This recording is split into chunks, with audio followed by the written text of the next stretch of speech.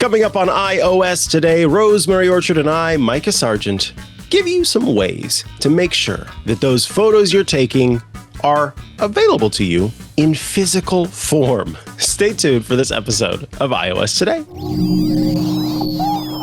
Podcasts you love. From people you trust. This is Twit. This is iOS Today, episode 752, with Rosemary Orchard and me, Mikah Sargent. Recorded Tuesday, April 29th, 2025, for Thursday, May 15th, 2025.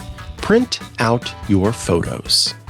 Hello and welcome to iOS Today. This is the show where we talk all things iOS, iPadOS, watchOS, HomePodOS, and all the OSs Apple has on offer. We love to talk about them and help you make the most of your Apple devices. We being, not first, but partially me, Mikah Sargent, one of your hosts. And me being Rosemary Orchard, and I'm ready to snap away, Mikah, because I think this is going to be a fun episode.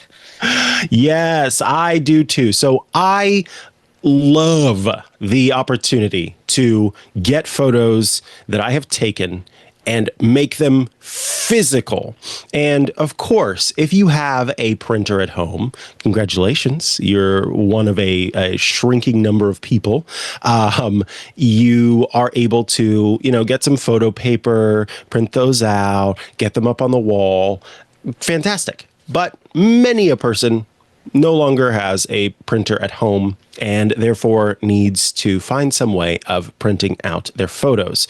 And I have tried a lot of different photo printing apps. That is because I, as I said, am a person who does like to print out photos and make them physical manifestations because object permanence. It's nice to have them in front of me. So the first app that I want to talk about is one that I'm a little sad because if you look at it in the App Store, in the US App Store anyway, there's one review, and that one review has put it down to a 1 star. And reasonable for the person that had the experience, you're allowed to not feel great about it, but it was because the app lost the project that they had created. It wasn't that, the thing that was made was bad. It was just that they went back to finish the project and a bunch of the stuff that they had done was missing.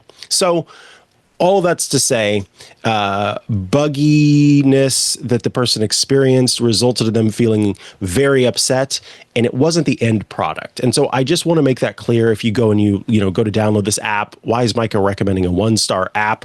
Well, I have had a great experience with this app, and so that is why I am recommending it. And that is Social Print Studio. Social Print Studio is available in the App Store. Many of these are going to be available for free with in-app purchases. But what it is a photo printing app that has a lot of different options. You can do just straight up prints. You can create a calendar. You can do cards and stationery, wall art and decor, framed prints, photo books, and special gifts as well. Now, I have used Photo Print Studio in 2 ways. One is for the magnet option. So I love the magnet option. Essentially what happens is it'll take your photos, print them out, and then place them kind of folded over a magnet and then put a plastic coating over the top of that. And then you've got fridge magnets. And I have found the prices to be very reasonable. So you can get multiple, I think it's sets of, so it's 6 for $23, 10, and then it goes up from there. They are water resistant because they do have that that coating over the top of them, and I think they are fantastic. The magnets are very strong, so you can actually use them to hold things if you'd like. And yes, you're right, Burke. I should leave an app in the App Store for this. And you can see some of the stuff that people have created in the past with them, including, and I love this, because the magnets stick to, many metals, this person has a metal tree, and on it they are displaying the photomagnets that they had printed. It's very simple to set this up. And then the other option that I printed were these classic square photo prints. They are on this really thick archival paper, and of course are printed in a way that they are meant to kind of last for a long time. And I used this to create it, and it's been a while, in a previous home of mine, previous rental home of mine, a display on the wall. And I was able to then get more photos over time and swap them out. And I found that incredibly delightful. Now, a couple of things about Social Print Studio. One, the turnaround time was great.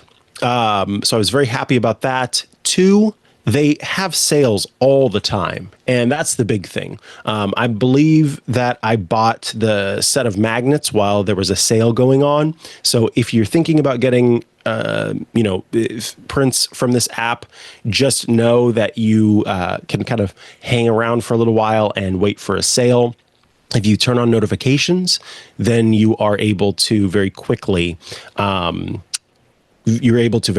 get a notification whenever there's a sale available, is the thing I'm trying to say. So I love that as well, for its, again, quick ability to just pop in, get some prints done, and pop back out. Now, there are different ways to go about using the app itself. Of course, when you're using the app, you'll need to give it access to your photos library. And then from there, you're able to kind of do basic editing, which is what you would expect from an app like this. The second option that I wanted to mention is an app called Mpix. That's the letter Mpix. And the reason why I want to mention this more than anything else is because Mpix is one of the apps that has integrations with the Photos app for the Mac. So when you get this for your iPhone, you can also get it at the same time for your Mac. And what that allows you to do is never leave the Photos app and still be able to make adjustments, make edits to the actual, the content that you're working with. I like this app because it has your standard photo prints and wall art and cards and things like that, some cool tabletop stuff, but it also has a print club. And so it's a monthly subscription. It's $19 a month. And when you do it, you're able to get 19 photos that you like printed and sent to you each month.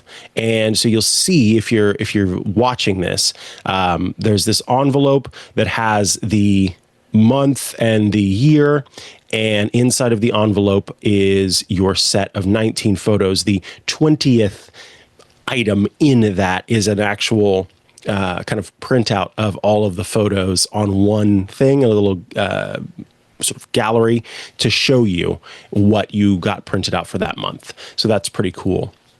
But I actually want to mention another product that I use. Mpix is, again, fantastic for, I've heard very good things about the quality of the prints from Mpix.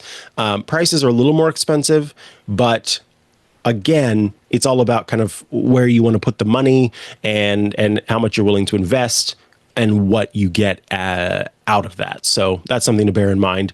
And it's also worth noting that many of these companies, I'm not speaking to these companies specifically, but many of these companies do use a lot of the same printers on the other end of things. And they are essentially just their own services that work with these specific printers. All of that said, I want to mention the Premium Print series from Google Photos. So Google has a thing called Premium Prints, and I have used it for years now. And what it is a $7 a month subscription. And for $7 a month, you gain access to to 10 4x6 photos. You can choose to have them printed in matte or glossy format, and you are getting them from your Google Photos library. So if you have Google Photos and you are regularly uploading photos to Google Photos will kind of look through your library and suggest photos for you based on what it sees. And then it notifies you, hey, this is what I think you're going to want for this month. And then, boom, mails you 10 4x6 prints for that month. I have loved this service. You can make it so that each of the prints has on the opposite side a little kind of note card, postcard sort of print on it. So you can just send these out, which is delightful. But I have so many physical prints that I would not otherwise have because of the premium print series from Google Photos. So that's well worth checking out as well. And then Google Photos also does allow you to print books and gallery pieces and all sorts of other gifts. But specifically, I wanted to mention that Google Premium Print Series because it's much less expensive than what Mpix was offering, given that it was just $7 a month. All right. The last thing that I wanted to mention is Shutterfly. People are probably going, Mikah, what about Shutterfly? You know, that big, well-known company? Yeah, no, it's here. And I have not forgotten about it. Shutterfly is the place you want to go if you're looking to, print in like a bunch of photos, print in bulk almost, or if you're looking to make weird things like printing out photos on a water bottle or making a giant blanket or making a mug or getting a puzzle, or you are looking to make a metal print, or perhaps can I interest you in a printed wine glass? Because that is also an option. Shutterfly is the place to go for those kind of odd choices that you might make. And that is where Shutterfly comes into play. It's not my first choice for the smaller prints and the more standard prints because for me, I have found that it's not as high quality. But again, when it comes to kind of the weird stuff, they've done it for a long time, so they do it best. And that has been my experience. So all of those are available for free with in-app purchases to kind of access that. And of course, these are very US friendly app experiences. I don't know, Rosemary, if you have any that you want to mention for the UK that you have used, or if you just kind of head down to the, oh boy, what do you call it? The chemist, the drugstore there for printing. So one of the ones I want to mention actually is a chemist / drugstore called Boots, because that's where you go to buy like plasters or Band-Aids and stuff like that here in the UK. Because, of course, you go to a shoe shop for that.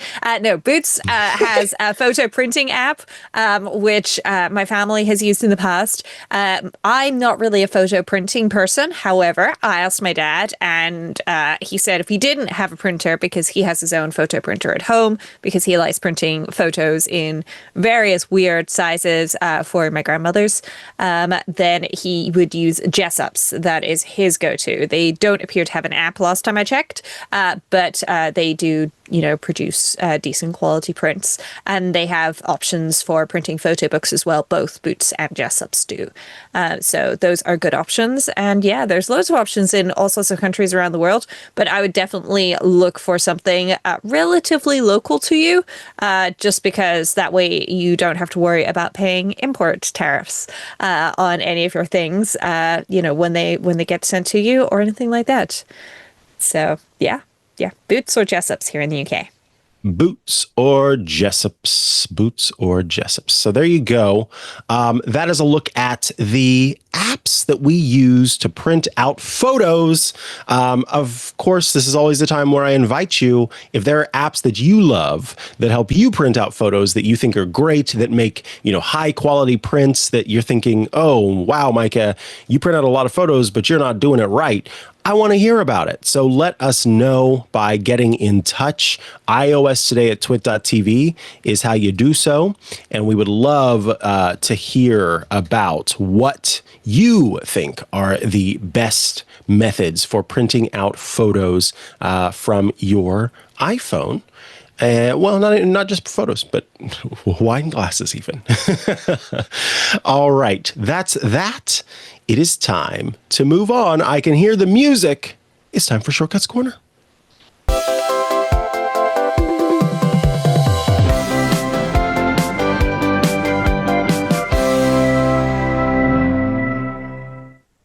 It's time for Shortcuts Corner, the part of the show where you write in with your shortcuts requests, and Rosemary Orchard, our shortcuts expert, provides a response. This request comes in from Diana. Diana writes, "Hello, wonderful peeps.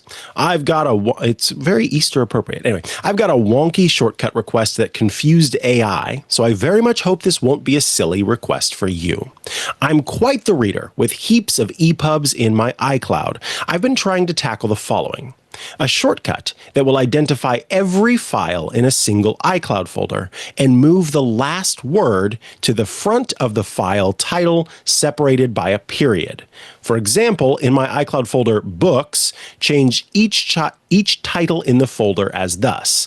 This is my book title - John Doe changes to Doe period. This is my book title - John. So essentially, the last word gets moved to the front, then there's a period, then the rest of the title is just following that. Diana says, I hope I made sense, but it's maddening not sussing it out correctly. You lot rock, Diana. It sounds like we're looking at regular expressions. That's my regular expressions song. Thank you. Yeah, Rosemary's going to tell me no. Good guess, Mikah, but we can do it without regular expressions. I am shook. I didn't think this was possible. Tell me how. It is totally possible. So I was just quickly looking for a folder on my phone which has some files in that we can use for our sample, and I think I have one here, which it's not perfect, but it'll do. Okay, so we need to create a shortcut. And to start with, we need to get the contents of a folder because Diana has very cleverly put all of the things in one folder. So that's a good start. So using all of the files actions to get the contents of a folder, that's what we're going to do to start with. Now, if there are nested folders inside of these, so for example, if inside of the folder there was a folder called John Doe, and then inside of that folder, you would have, this is my book, John Doe - John Doe as the title, then you would want recursive. But if it's just one folder with loads of files inside of it, then you don't need to change anything. So after this, we're going to need a repeat with each because we're going to need to go over every single file in the folder. Okay. And then what we are going to do is we are going to split some text. Okay. So we are going to split the text of the repeat item, and I'm going to tap on the repeat item and just double check that that is the name, okay? Because we just want to get the name, okay? And then we're going to get an item from a list. And so there is an action called get item from list, and then we're going to get the last item. Yep, that's right. Okay, and then we're going to do a little replace text option. Okay, so we're going to replace the text, and now here we're going to have to start by changing that last section. I'm going to do that first. So in our scroll along, repeat item name, we're going to replace that last item from the list with nothing, okay? And then we are going to use a rename action. So there's a rename file action. And once again, we are going to change that. It defaults to renaming the updated text. No, we don't want that. We want to rename our repeat item to, and then we're going to grab that item from list dot And then we're going to grab our updated text. And that's it. That's all you need to do. Once this is done, so our rename thing is there. We're just going to make sure that we save that file just to make sure it's been updated. And then we're done. That's it. No regular expression required, which is a little bit simpler. Just to, save us a little time and explaining what regular expressions are. I think Mikah probably had a little mental explanation of what a regular expression is planned. Slightly disappointed he doesn't get to do it this week, but that's okay. We'll save it for a future episode, Mikah. I love it. I love it. Listen, I love a regular expression, but it's fine because regular expressions, when I first started learning about them, made things very difficult and frustrating. And so saving some of that frustration is great. And that's what Rosemary does. That's why I love Rosemary and the work that she does. It's fantastic. Diana, congratulations. And I hope that I also love when someone, because I'm guilty of this all the time. There'll be something that I'm working on. And it was Rosemary who kind of broke me of this habit. There's something that I'm working on. And instead of just telling the person who I'm asking for help what I'm working on and what I need help with specifically, I come up with like an example of a thing that I want to have done that is not part of what I'm actually doing, in the hopes that I can, for some reason, obfuscate what I'm doing. I don't know why I did it, but I don't anymore. It's also one of these things where when you're trying to solve a problem, and you're asking for help. Okay, you've already done like this bit and that bit, and you just need to bridge the gap. So you're trying to ask for help on the bit to bridge the gap. But if you explain the whole problem that you're having and say, I've already done this bit, and this bit, I'm just trying to solve this bit, then I can see like, okay, I can see why you've broken this into 4 sections, but I would do it in 2. And that can also be, quite helpful, because somebody's saying like, hey, I just need a really big stack. And you give them a big stick and then they go and they poke this button that's in a really hard to get to place. It's like, okay, but if you told me you're trying to poke the button, I could have moved the button. I could have given you a shortcut to press the button so you don't need the stick. So yeah, problem solving is one of those weird things where it's really good to solve the problem yourself. And if you've already started solving the problem and you're asking for help, please share what you've already done, because I may take a totally different approach, but that's okay. It's nice to see what you've already done, and I can point out like the advantages to a different approach, or a way that your approach is actually better than what I was thinking, and so on. But yeah, detail is always appreciated. So share examples with us. We love them. And last but not least, everyone, our very popular and recently returned App Caps segment, as we cap off the show with our picks of the week. Rosemary Orchard, what is your pick of the week this week? Very exciting stuff. Okay, well, so last time my pick seemed big. Congratulations, folks. I've outdone myself. My pick is bigger than I am. Moly. So you can't really see it, but like this is the length of my arm. And better still, yeah, this is a little grab handle right here. It unfolds to be twice this size, because this is, folks, it's a 100-watt solar panel. And this is a portable solar panel. It's from a company called EcoWorthy, and it is their 12-volt foldable solar panel. And the reason why I got this links to my app cap from last week's episode 751, where I talked about getting a Jackery battery pack, which I happen to have here just to show off. So this solar panel is to recharge the Jackery as I'm using it while I go camping. So it is only 12 volts. If you're looking for an in-home solar setup, you're probably going to be looking for 48 volts or 24 volts at minimum. But this is intended for portable camping. Now, there's a couple of reasons why I got this one, and I'm not going to show them off on camera because I do not live in a mansion or a gazebo, which is the kind of space I would need to put this up and show it off on camera. But it has 2 angles that you can set it up at, so 30 degrees or 40 degrees, because it's got some legs on the back that you can unclip and then slot into the stand to prop it up correctly. It is waterproof. So the connector where the cable goes in on the back has a slide-on, screw-on part so that you don't get any water inside of that, because water and electricity, yeah, you'll remember your science classes, don't mix, not unless you want problems. Please don't do that to yourself. That would not be good for you. Even though it's only 12 volts, still don't do it, okay? That would be bad. But yeah, this comes with a whole range of adapters. I will say I did have to buy a separate adapter for my Jackery because the Jackery you get, my Jackery, you get a USB-C to DC 8020. And there is an adapter that comes with this that looks like it fits. It does not. It does not actually pass power through. So you need to make sure that you get the right one, which is a DC 5521 to a DC 8020. But, you know, you can figure all that out for yourself depending on what setup you've actually got. But this solar panel in particular I got because it's actually waterproof. So I can leave it outside overnight when you get a bit of dew and stuff and catch that early morning sun. Yeah, there is a good reason for this. A lot of the other portable ones you can get have got like fabric connectors. This one also doesn't have magnets in the handles. It's got poppers in fabric handles. And I think that might be a little bit better. It is not the lightest thing, but I can lift it up and bounce my microphone with that's 2 fingers and a thumb. So it's not that heavy, and my hands aren't that strong. I have arthritis in them, so, you know, I probably don't well be doing that on a regular basis. But yeah, this is a great little solar panel. Now, other solar panels do have the option of having USB-C and USB-A outputs. However, I think a lot of the time you can just get a power station to plug this into, where then also any overage from that 100 watts I'm not currently using can recharge the battery pack as I'm going and then keep things running throughout the night, which could be really nice. And I also think it's just nice to have a backup power option just in case. You know, as we record this, the previous week, there were massive power outages in Spain and Portugal and the south of France.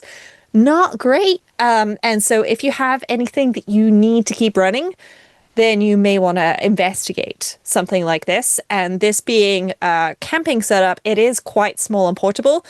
I have a really low to the ground bed and I can definitely fit this under it. It's the sort of thing you could stick in the back of a wardrobe and not really worry about. And then when the day comes, you can be like, aha, I am prepared, without going fully into the whole prepper thing and having meals ready to eat everywhere. Having a little bit of solar could to just maybe, you know, keep your insulin chilled. If you have diabetes, perhaps that could be useful. So yeah, I picked some solar panels by EcoWorthy. Lovely. My pick is a fun little app called Days, Days, available in the App Store. Days is an event countdown app. You can get it for free, in-app purchase to kind of add more than one day, 99 cents a month or $5 a year. And what it does is it just lets you create countdowns. So if you have an event coming up, and then it also you put those countdowns as widgets on your screen. So if you have an event coming up, and I'll show an example here. Let's say there's, I don't know, Lucy's birthday. And I spelled birthday wrong, which is cool, but I was able to fix that. And then we choose continue. And Lucy's birthday is on the 6th of June. Sure, of this year. It's an all-day event, and then you can give it access to your photo library and select photos from there, but you can also use online photos like those from Unsplash or Colors. So we'll choose some birthday balloons, and then it's going to generate, after it downloads that photo itself. You can crop it, you can change by panning it what part's in focus. And now I've got Lucy's birthday. It shows that it's in 38 days. I can change the event style. So by doing that, I can change the typeface that's used. I can change the color. And then I can add when I tap add widget, it just shows you how to add a widget. So you all know how to do that. The category, so in this case, it was smart enough to know it was a birthday. And then I can tap done. Now, that is one option. You can also share this with other people. So you can create it kind of as a cover. The watermark is on there if you are not, not a subscriber. Watermark is off if you are a subscriber. But let me create a different kind of event. Let's say Garfield visits. So my friend Garfield is coming to visit soon. Sure. Let's see. I'm going to need, obviously, a Monday, May 12th. So we'll go to the 12th of May, and we'll say that he's going to, of course, visit at 9 a.m. on Monday and be there until 10 p.m. And we click continue. And I said Garfield, so of course Unsplash has looked at some cats. So we'll go with this fun cat that looks a little grumpy, and choose continue. Now, when I do the category, you'll see here that it's an other. I could change it to travel, and I'll keep it at other. But then I can also, again, change the type of color that's here. Now, as it gets closer, as the event gets closer, you are able to say, I don't want it to just be days. I actually want it to be hours, minutes, seconds. So let me just show one more because I want, I don't know, Odie. Is that how it's spelled? Sure. Odie Hangout. And that is today. That's going to be later today. So we'll go 6 p.m. Until 8 p.m. Like so. And then we'll choose a beautiful dog. Look at the dog. And now you can see 7 hours, 25 minutes. That's a better understanding of kind of how it looks whenever you have a quicker countdown. At any time, this can be added to your home screen. You can pull it up in here, which is quite nice as well. And yeah, if you're wanting a little countdown, a little reminder, a friend recently came to visit, and leading up to her visit, I had set up a little days countdown, so I was able to have that pop up on my home screen, which was nice, just so that I was kind of aware of whenever she was coming to visit. And let me see here. I want to show, here's what it looks like on the screen. So that's the little widget. In 38 days is Lucy's birthday. Will Mikah remember to remove those fake countdowns? We'll find out. But that is Days, the event countdown app in the App Store. There are quite a few out there, and I was kind of looking for one that got out of the way and wasn't too ad heavy, and Days ended up being the choice for me. That is going to bring us to the end of this episode of iOS Today. If you would like to help support the work that we do here and get ad-free versions of every single one of our shows, might I invite you to join the club at twit.tv/clubtwit. For just $7 a month or $84 a year, you out there can join the club. And when you do, you gain access to some pretty awesome benefits. As I mentioned, ad-free versions of all of our shows. You gain access to the Twit Plus bonus feed that is extra content you won't find anywhere else, behind the scenes, before the show, after the show. Special Club Twit events get published there. Access to the members-only Discord server, a fun place to go to chat with your fellow Club Twit members and those of us here at Twit, as well as access to the events that we have in the club, including exclusive events like the upcoming coverage by Leo Laporte and myself of the Apple Worldwide Developer Conference. So be sure to join the club. $7 a month, $84 a year, twit.tv/clubtwit. Can't wait to see you there. It's going to be great. Rosemary Orchard of People would like to follow you online and keep up to date with all the work you're doing. Where should they go to do so? Well, the best place to go is rosemaryorchard.com, which has got links to apps, books, podcasts, social media sites, and all of the other things. And other than that, you can also find me in the Club Twit Discord, where we hang out during the live shows. There's a live chat. And if you can't join us, then there is an iOS Today forum section with threads for every single episode as they release, and also just a general iOS Today discussion channel. What about you, Mikah? Where can folks find you? If you're looking to find me online, I'm at Mikah Sargent on many a social media network, or you can head to chihuahua.coffee. That's CHIHUAHUA.coffee, where I've got links to the places I'm most active online. So be sure to follow me around the web. Thank you for your time, for your support, for your enjoyment of the show. Remember to reach out to us, iOS Today at twit.tv, and we'll catch you again next week for another episode of iOS Today. Bye-bye.